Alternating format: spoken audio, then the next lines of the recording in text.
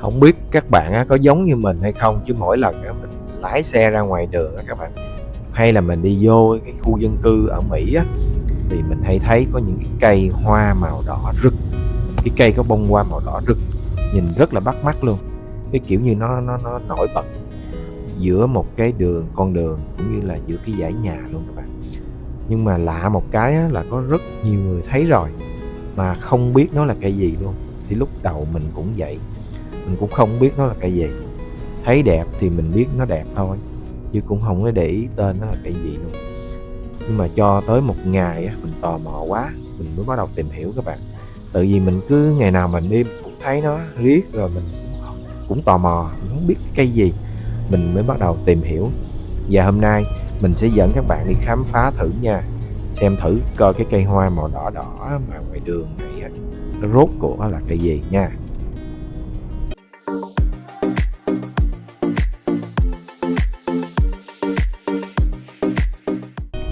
Thì nếu bạn lại gần á, nhìn kỹ vào cái cây này á, thì bạn sẽ thấy cái hoa của nó rất là lạ. Nó không phải kiểu như hoa có cánh to như là hoa hồng hay là hoa mai các bạn, mà nó giống như một cây chổi nhỏ đó, hay là nói đúng hơn là nó giống như cây cọ rửa chai vậy đó các bạn. Nó có mấy cái sợi nhỏ nhỏ này, dài dài, một dày xung quanh, tạo thành một cái cục tròn dài. Nhìn kỹ á, là thấy nó giống như cây cọ rửa chai ở trong nhà bếp của mình luôn á.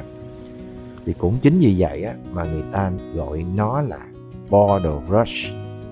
Tên khoa học của nó là Kellisman các bạn. Thì nghe thì hơi nó khoa học xíu nha, nhưng mà mình cứ nhớ đơn giản nó là cây cọ chai là được rồi các bạn.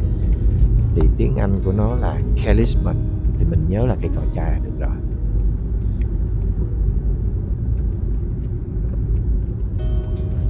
Thì như mình nói đó các bạn, thì mình tìm hiểu thì mình biết đây là cây cọ chai.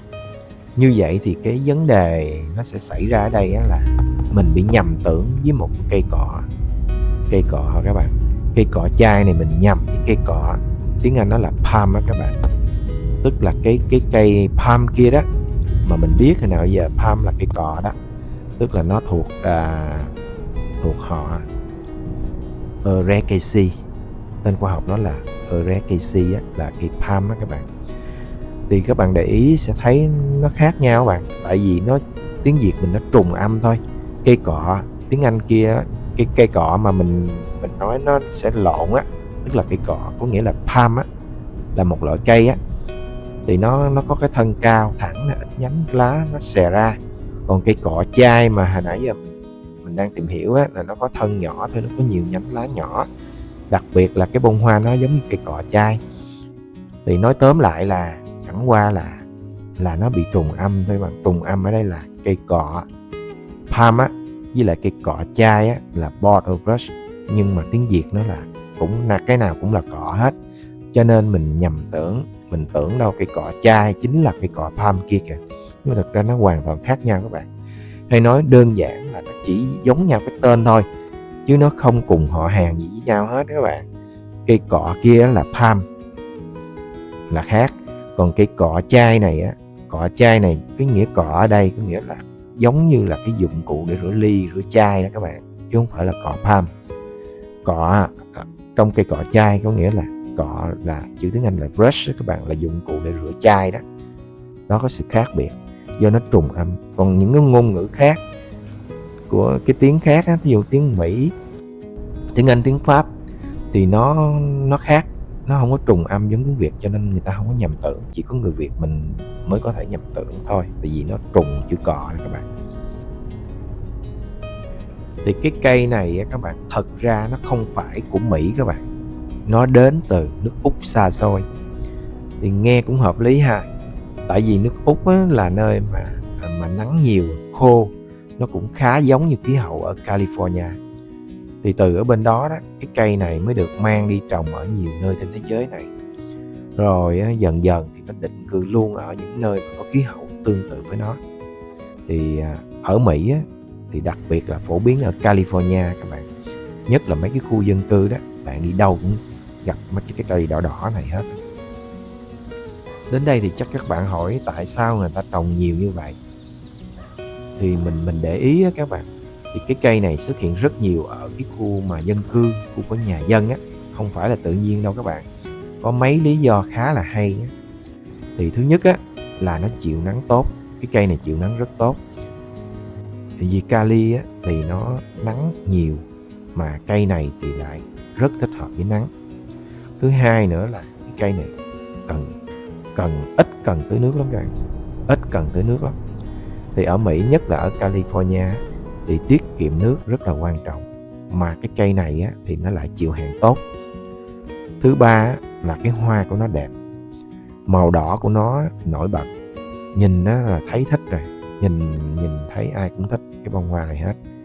Thứ tư á, nó không phải quá lớn các bạn, thì nó không có nó phá vỉa hè, không có ảnh hưởng đến nhà cửa của người dân.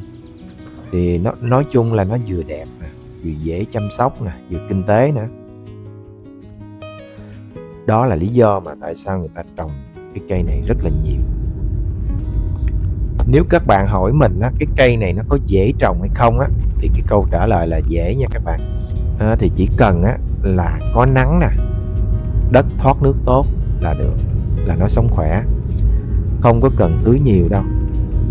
Nó cũng ít bị sâu bệnh lắm. Chỉ có một điều nhỏ là đừng có để đất bị ngập nước lâu nè. Ngoài ra thì nó khá là dễ tính luôn. Nếu bạn có cái sân nhỏ ở Mỹ á, thì trồng cái cây này rất là hợp. Có một cái mình thấy nó khá là thú vị các bạn, là mỗi lần á, cái cây này nở hoa đó thì hay có con chim nó bay tới, đặc biệt là mấy cái con chim ruồi.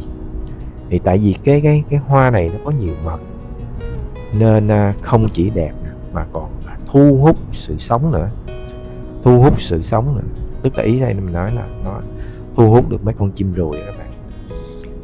Đôi khi mình đứng nhìn một chút thôi cũng thấy khá là chill. Từ một cái cây mà lúc đầu á nó chỉ thấy đẹp, không biết tên, không biết gì hết trơn luôn, thì sau khi mình tìm hiểu ra thì mình mới thấy á, nó cũng có cả một cái câu chuyện riêng của nó. Từ bên Úc xa xôi, nó đi qua bên tiểu bang California này, rồi nó trở thành một phần quen thuộc trong mấy cái khu dân cư ở đây. Thì lần tới mà khi mà các bạn chạy xe ra ngoài đường á, thì hay đi dạo trong những khu dân cư á, thì nếu bạn thấy những cái cây có cái hoa đỏ rực như vậy á, thì bạn sẽ biết đây là cây cò chai. Cảm ơn các bạn đã xem video của Đại An đó đây. Nếu các bạn thấy thú vị, nhớ like, subscribe và chia sẻ để ủng hộ mình nha. Xin cảm ơn các bạn rất nhiều.